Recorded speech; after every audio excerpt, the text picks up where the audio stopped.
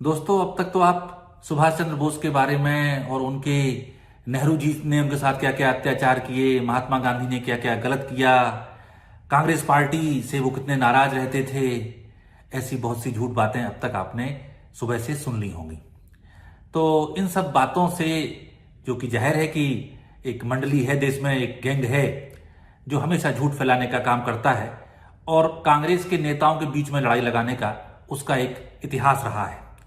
तो आज सुभाष चंद्र बोस के बारे में, उनके पंडित नेहरू से संबंधों के बारे में, उनके महात्मा गांधी से संबंधों के बारे में और कांग्रेस पार्टी से रिश्तों के बारे में और खासकर हिंदू महासभा और आरएसएस को लेकर उनके मन में कैसा भाव था, ये सब बातें मैं इस वीडियो में आपको बता रहा हूं।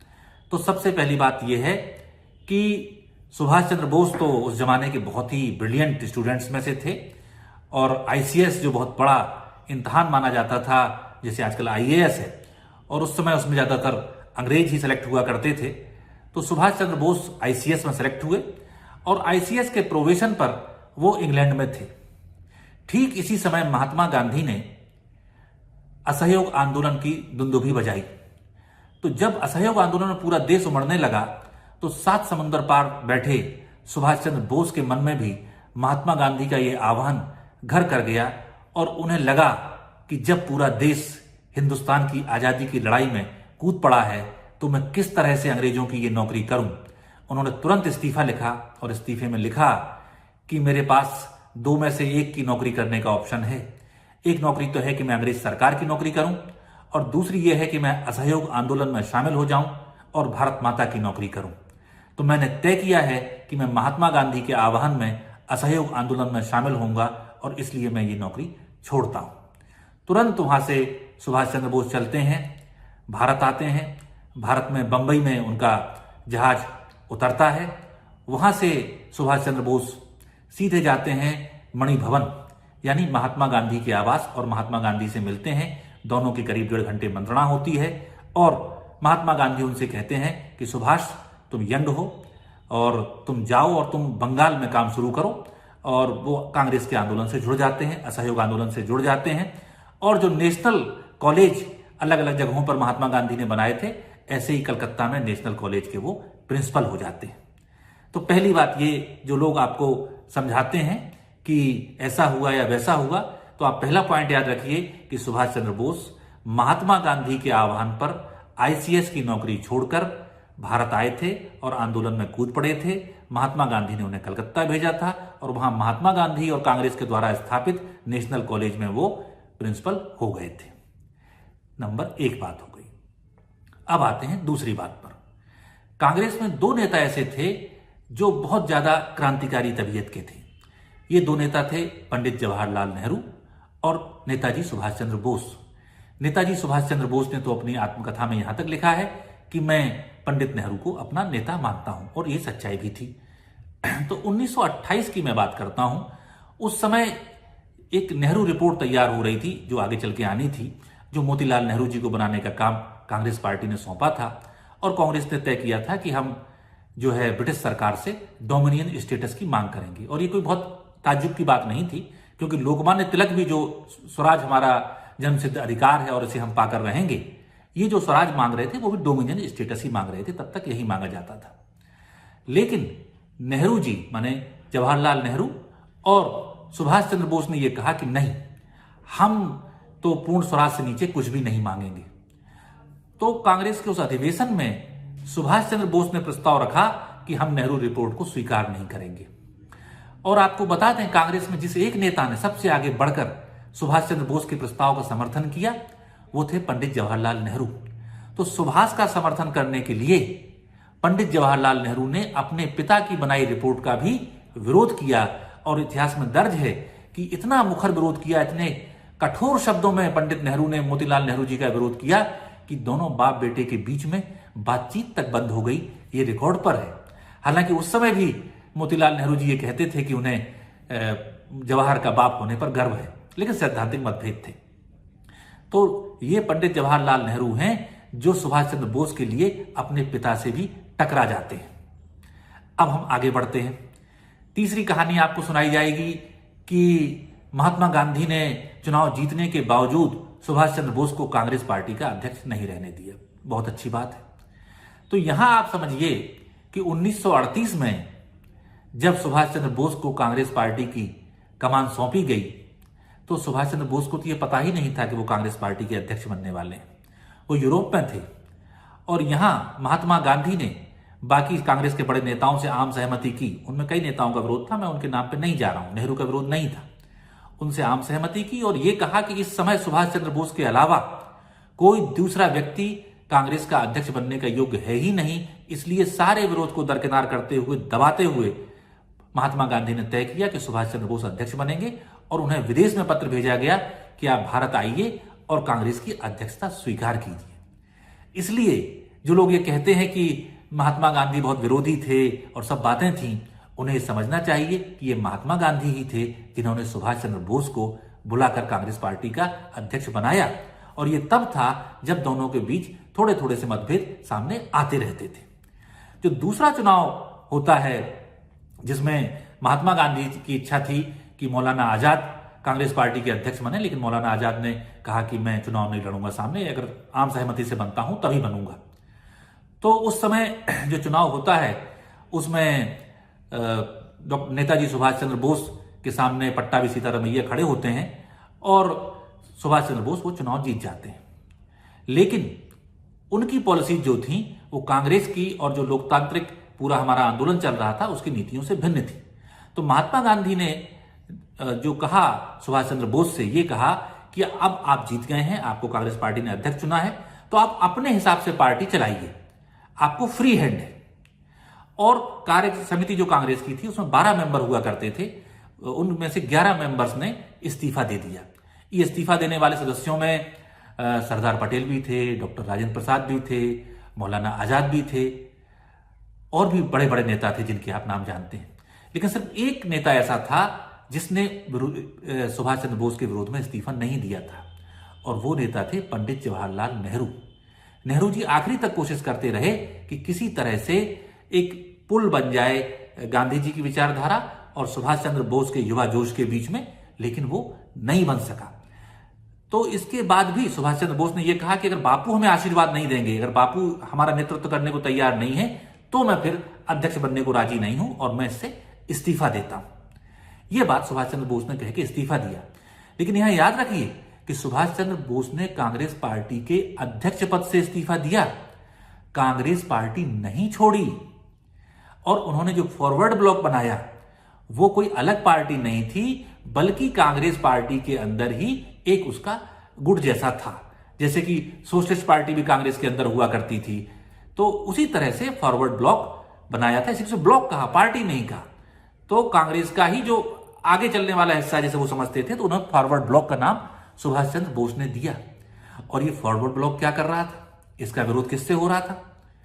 तो आप 1940 में सुभाष चंद्र बोस के लिखे एक संपादकीय को पढ़ लीजिए जो काफी वायरल इस समय हो रहा है, जिसमें उन्होंने श्यामा प्रसाद मुखर्जी से ये कहा था कि अब कांग्रेस की ये नीति हो गई है कि वो सांप्रदायिक संगठनों को अपने साथ लेकर नहीं चलेगी। और ये हिंदू महासभा, जिसका चरित्र उस समय तक काफी कट्टरवादी हो गया था और मुस्लिम लीग भी कट्टरवादी हो गई थी, तो अब हिंदू महासभा और मुस्लिम लीग के लोग कांग्रेस की मेंबरशिप नहीं ले सकते अगर वो संगठन में है। ये बात उन्होंने कही। दूसरी बात उन्होंने जो कही थी, श्यामा प्रसाद मुखर्जी से कहा सुभाष चंद्र बोस ने कि अगर आप सांप्रदायिक राजनीति करने की कोशिश करोगे तो फॉरवर्ड ब्लॉक बंगाल में आपकी राजनीति चलने नहीं देगा। तो इसका असर यह हुआ कि जब उन्होंने रैलियां और सभाएं श्यामा प्रसाद मुखर्जी ने की, तो फॉरवर्ड ब्लॉक के कार्यकर्ताओं ने उस पर पथराव किया और पथराव में सुनते हैं कि श्यामा प्रसाद मुखर्जी को चोट भी लग गई थी। तो इससे आप समझ लीजिए कि भले ही उनकी नाइत्तेफाकी गांधी जी से हो गई हो, भले ही वो थोड़े कांग्रेस से दूर हो गए हों, लेकिन वो कांग्रेस से खिलाफ नहीं हो गए थे। वो जिस शक्तियों के खिलाफ थे वो हिंदू महासभा थी, जिससे आगे चल के जनसंघ बना, जिससे आगे चल के भारतीय जनता पार्टी बनी। इसका मतलब सुभाष चंद्र बोस भाजपा की नीतियों से, भाजपा की विचारधारा से, भाजपा की मानसिकता पर उनके लोग पथराव कर रहे थे। इतनी घृणा उन्हें थी। कांग्रेस में मतभेद हो सकते हैं, लेकिन वो कांग्रेस के 2 बार के अध्यक्ष थे। और आप एक बात को हम आगे इस कहानी को बढ़ाते हैं तो आप सबको पता है कि आगे चल के दूसरा विश्व युद्ध होता है और उस विश्व युद्ध में सुभाष चंद्र बोस भारत से ये अफगानिस्तान और जाने कहाँ कहाँ होते हुए जर्मनी पहुंचते हैं और फिर वहाँ आज़ाद हिंद फौज बनाई जाती है। आज़ाद हिंद फौज ये कोशिश करती है कि हम भारत से बाहर से आएं और भारत की आज़ादी में जो मदद कर सकते हैं वो करें। यहाँ एक महत्वपूर्ण चीज़ है कि उस आज़ाद हिंद फौज ने क्या क्या चीज़ें की। पहला काम तो आज़ाद हिंद फौज में सुभाष चंद्र बोस ने ये कहा, उन्होंने जो ब्रॉडकास्ट किया अपना जो उनका रेडियो था, उससे उन्होंने पहली बार महात्मा गांधी को राष्ट्रपिता कहा। आप कई ट्रोल्स देख सकते हैं, कौन से पिता, कैसे पिता। तो अगर आप इस बात को ना इत्तेफाकी रखते हैं, आप नहीं स्वीकार करते हैं महात्मा गांधी को राष्ट्रपिता, तो आप देश का और गांधी जी का और हमारे आजादी के आंदोलन का अपमान तो करते ही हैं, लेकिन उससे बढ़कर आप सुभाष चंद्र बोस का अपमान करते हैं, क्योंकि उन्होंने सबसे पहले महात्मा गांधी को राष्ट्रपिता कहा। दूसरी बात जो उसी भाषण में सुभाष चंद्र बोस ने कही, उन्होंने कही कि ये आजाद हिंद फौज हिंदुस्तान को आजादी दिलाएगी और आजाद होने के बाद भारत राष्ट्रपिता महात्मा गांधी के सिद्धांतों के तहत आगे बढ़ेगा। दो चीजें हुई। एक चीज और बहुत महत्वपूर्ण आजाद हिंद फौज ने की, वो थी भारत के राष्ट्रगान का निर्माण। आज जो हम लोग तन कर खड़े होकर झंडे को सलामी देते हुए राष्ट्रगान करते हैं, जन गण मन अधिनायक जय हे, ये हम सबको पता है कि रविंद्रनाथ ठाकुर ने लिखा था। लेकिन ये जो मूल रूप से जो लिखा गया था, उसकी भाषा थोड़ी संस्कृतनिष्ठ और ज्यादा बांग्ला वाली थी।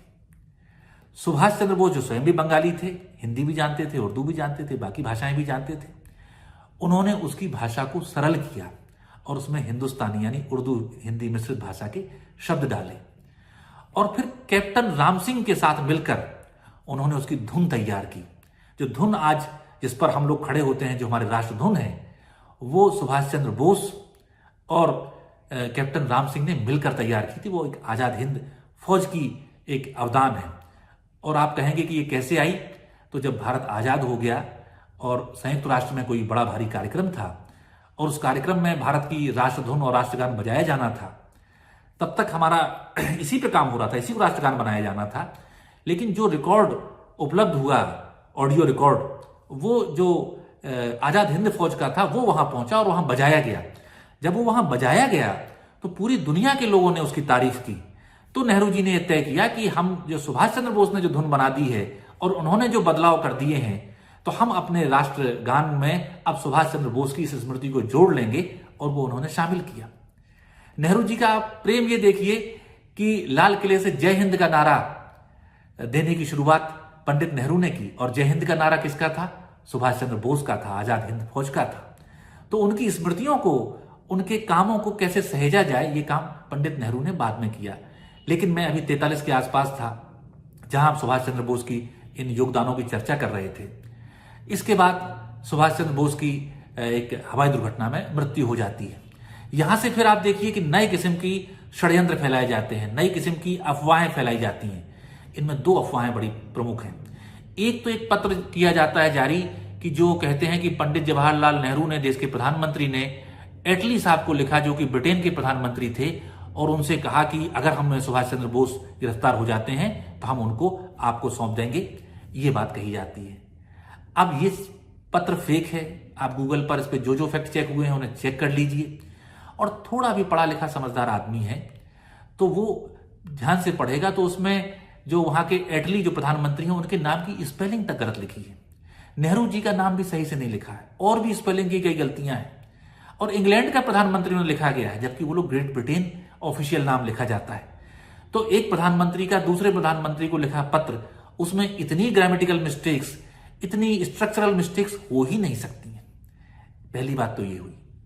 दूसरी बात ये कि अगर नेहरू जी कभी ऐसी बात सोचते तो क्या वो पहले आदमी होते जो आजाद हिंद फौज के सिपाही जो बड़ी संख्या में गिरफ्तार कर लिए गए थे और भारत में गिरफ्तार करके रखे गए थे, और जिनके 3 महत्वपूर्ण सेनानियों के ऊपर लाल किले पर मुकदमा चल रहा था, तो उनके बचाव के लिए जो आजाद हिंद फौज के लिए कमेटी बनाई गई, जिसका दफ्तर दरियागंज में दिल्ली में हुआ, वो नेहरू जी ने किया।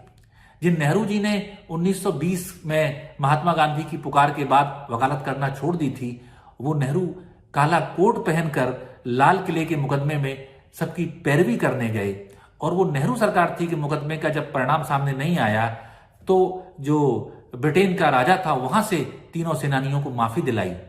बड़ी संख्या में आजाद हिंद फौज के सिपाहियों को भारतीय फौज में भर्ती किया गया। और आप गौर से देखें तो जो सबसे बड़े बड़े स्टालवार्ट्स थे आजाद हिंद फौज के, उनको पिक करके नेहरू जी ने इंडियन फॉरेन सर्विसेज में भर्ती किया और भारत की विदेश नीति के संचालन का काम एक तरह से आजाद हिंद फौज के उन बड़े बड़े सेनापतियों के हाथ में सौंप दिया जिनका सिलेक्शन कभी सुभाष चंद्र बोस ने किया था। इसमें अगर एक बात और जोड़ दी जाए तो आप पाएंगे कि सुभाष चंद्र बोस ने जब आजाद हिंद फौज बनाई तो उसमें एक नेहरू ब्रिगेड भी थी, उसमें एक गांधी ब्रिगेड भी थी, उसमें रानी झांसी के नाम पर भी एक ब्रिगेड थी। तो अगर नेहरू जी के और सुभाष चंद्र बोस के ऐसे मतभेद होते तो क्या वो आजाद हिंद फौज में नेहरू ब्रिगेड बनाते या गांधी ब्रिगेड बनाते? जो लोग ये सवाल करने वाले हैं उनसे पूछो कि अगर ऐसा था तो उन्होंने सावरकर ब्रिगेड क्यों नहीं बनाई, हेडगेवार ब्रिगेड क्यों नहीं बनाई, गोलवलकर ब्रिगेड क्यों नहीं बनाई, क्यों इन लोगों को पत्थर मारे? तो आपको समझ में आएगा कि ये तिल का ताड़ बनाने की कोशिश है। और एक आखिरी बात लेकिन सबसे महत्वपूर्ण बात, हमेशा आपने सुना होगा कि जब सुभाष चंद्र बोस की मृत्यु हो गई तो उसके बाद नेहरू जी ने उनके परिवार की जासूसी कराई। ये जासूसी वाली कहानी तो मुझे पता है कि आप सब ने खूब सुनी होगी। सत्य क्या है? अभी मोदी सरकार में ही जब मोदी जी प्रधानमंत्री बन गए और ममता बनर्जी मुख्यमंत्री बन गई बंगाल की, उसके बाद जैसा भी इनको लगा हो तो इन्होंने कहा कि हम वो आर्काइव निकालेंगे, वो पत्राचार बाहर निकालेंगे जो नेहरू जी का या भारत सरकार का सुभाष चंद्र बोस के परिवार के साथ हुआ था, और उसमें ये जासूसी की बात का राज का फांस हो जाएगा। लेकिन जब वो कागज सामने आए तो उससे पता ये चला कि वहां जासूसी नहीं कराई जा रही थी। सरदार पटेल और पंडित नेहरू दोनों ने आपस में मंत्रणा करके ये व्यवस्था की थी कि हम सुभाष चंद्र बोस की फैमिली को पेंशन भेजा करें। तो उनकी पेंशन की व्यवस्था की, और पेंशन की व्यवस्था में उनके मान सम्मान को कोई ठेस ना पहुंचे, उन्हें ऐसा ना लगे कि हमें खैरात दी जा रही है, देश को पता चले कि सुभाष चंद्र बोस के परिवार को खैरात दी जा रही है, इसलिए उसे चुपचाप गोपनीय ढंग से भेजा गया और वो नेहरू जी की मृत्यु के और पटेल की मृत्यु के कई वर्ष बाद तक जारी बनी रही। ये सच्चाई है। तो मेरा इतना सा निवेदन है कि नेताजी सुभाष चंद्र बोस एक बहुत बड़े नेता थे और पंडित नेहरू, महात्मा गांधी, सरदार वल्लभ भाई पटेल, मौलाना आजाद, ये सब महानों में महान थे। तो इन लोगों की मतभेद होना, ये कोई झूठी बातें नहीं करते थे, इन्हें जो होता था, जो सच लगता था वही बोलते थे। लेकिन एक दूसरे का कितना सम्मान करना है, कैसे सम्मान करना है, कितना प्रेम करना है, और अंत में हिंदुस्तान के लिए, हिंदुस्तान की खिदमत के लिए, भारत की आजादी के लिए सारे मतभेद कैसे भुला देने हैं, ये आप इन नेताओं से सीख सकते हैं। और इसीलिए जो लोग जन्मदिन पे, पुण्यतिथि पर ऐसे झूठ फैलाते हैं, ये वो लोग हैं जो उस विचारधारा से आते हैं जिस विचारधारा ने हमेशा हिंदुस्तान को बांटने की कोशिश की है, तोड़ने की कोशिश की है और आजादी की लड़ाई में कोई योगदान नहीं दिया है। तो अपनी उस शर्म को, अपनी उस झेप को, अपने उस पाप पर पर्दा डालने के लिए ये दक्षिणपंथी संगठन इस तरह के झूठ फैलाते हैं कि नेहरू जी ने सुभाष के साथ गलत किया या गांधी जी ने गलत किया। इन सब झूठ में पड़ने की कोई आवश्यकता नहीं है। सच्चाई आपके सामने है। आप बस इतना मेरा गुजारिश है कि कोई मैसेज को ऐसे ही ना मान लें। उसे अगर आपको लगता है तो आप एक बार सुभाष चंद्र बोस की आत्मकथा से क्रॉस चेक करें, सरकारी डॉक्यूमेंट्स से क्रॉस चेक करें, गांधी जी ने क्या लिखा उससे क्रॉस चेक करें, उस समय के अखबारों में क्या छपा उससे क्रॉस चेक करें। लेकिन सिर्फ किसी ने कह दिया और हम कौआ कान ले गया वाली बात में फंस गए, ये उचित नहीं है। तो मैं एक बार पुनः बहुत बहुत मैं श्रद्धांजलि अर्पित करता हूं नेताजी सुभाष चंद्र बोस को, जिन्होंने हिंदुस्तान को ये नारा दिया था कि तुम मुझे खून दो, मैं तुम्हें आजादी दूंगा और दिल्ली चलो, उनका दूसरा बहुत महत्वपूर्ण नारा है।